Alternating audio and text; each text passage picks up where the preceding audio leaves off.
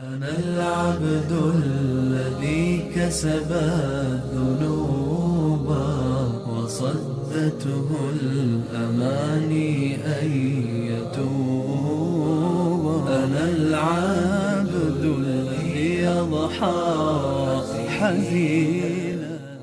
بسم الله الرحمن الرحيم.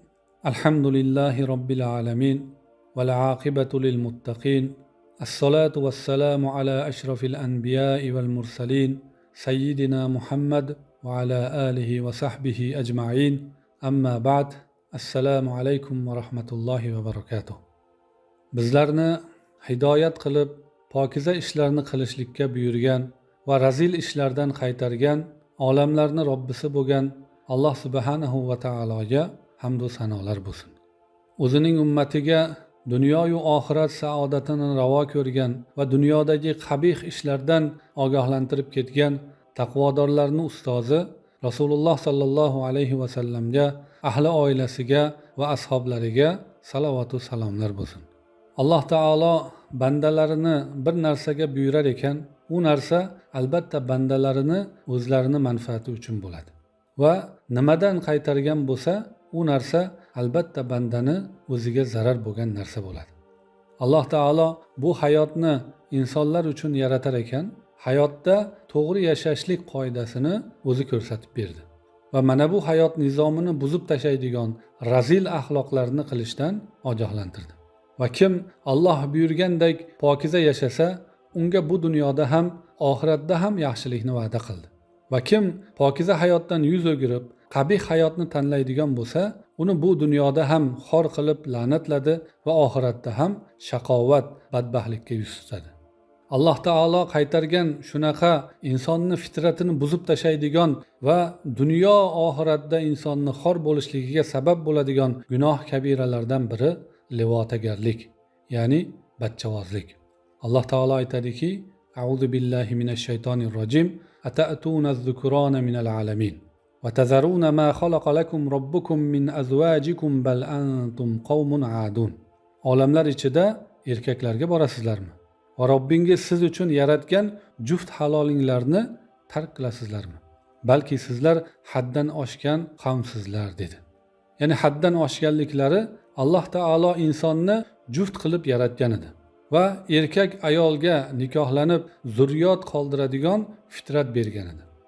Shayton o'ziga quloq solgan kimsalarni shu darajada adashtirdiki, hatto fitratlari buzilib ketdi. Ayollarni qo'yib, erkak erkakka yaqinlashadigan bo'ldi. Shayton insoniyat bilan dunyo yaralgandan beri dushman bo'lib olishib kelayotgan bo'lsa, insoniyatni avvalida bu ishlar bo'lmagan. Bu qabih ishni birinchi bo'lib Lut alayhisalomning qavmi boshlab bergan. Alloh taolo aytadiki: "Va Luton iz qala liqawmihi ata'tunal fahishata ma sabaqakum biha min ahadin minal alamin." Lut alayhisalom qavmiga aytdiki, sizlardan oldin olamda biror bir kim qilmagan fohisha ishni qilasizmi dedi. Bashariyat o'sha paytgacha bu qabohatni ko'rmagan edi. Lut alayhisalom qavmini ko'p ogohlantirdi va mana bu razil qabih ishdan qaytishliklariga kecha-yu kunduz da'vat qildi. Lekin qavmi quloq solmasdan o'zlarini bu ishlarida davom etgandan keyin Alloh taolo o'zini azobini yubordi. Falamma jaa amruna ja'alna 'aliyaha safilah va amtarna 'alayha hijaratan min sijilin manzud. Amrimiz kelgan paytda u yerni ostun-ustun qildik va ustidan sopol toshlarni yog'dirdik dedi. Musawwamatan 'inda robbika va ma hiya minadh-dholimin biba'id.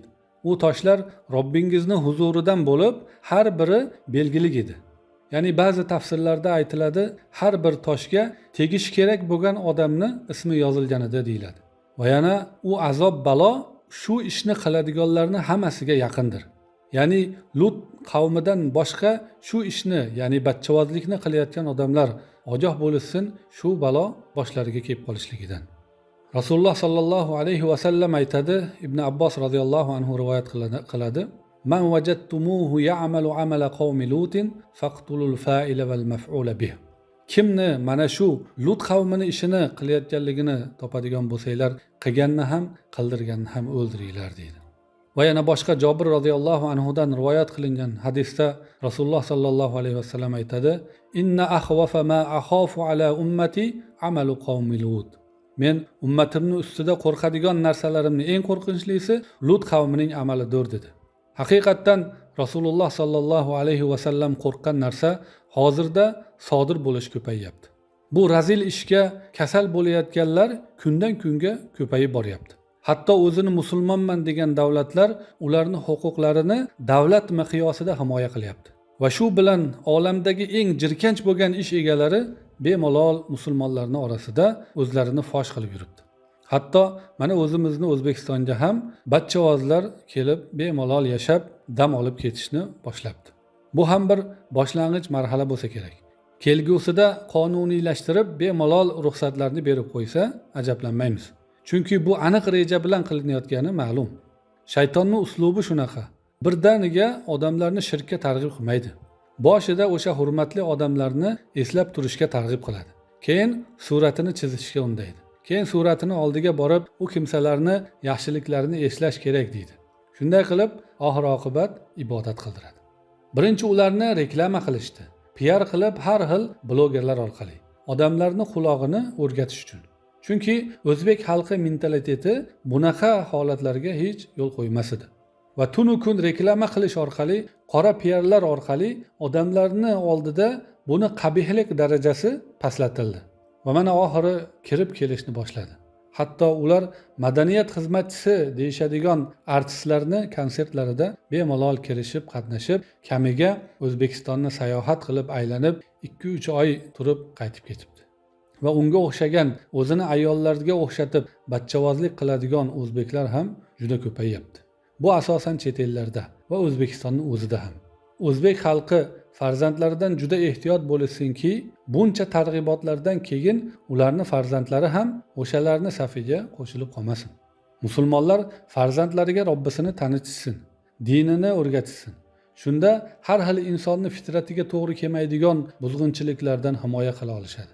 Aks holda Robbisini tanimagan odam har qanday razillikka qo'l urishi mumkin va oqibatda jamiyat fasod bo'lib buzilib ketadi. Alloh taolo aytadiki: "Va lutan ataynahu hukman va ilman va najjaynahu minal qawmillati kanat ta'malul khaba'is innahum kanu qawma saw'in fasiqin." Va Lut alayhissalom biz unga hukm va ilm berdik va uni xabis ishni qiladigan qavmdan qutqardik. Ular juda yomon, fosiq qavm edilar dedi.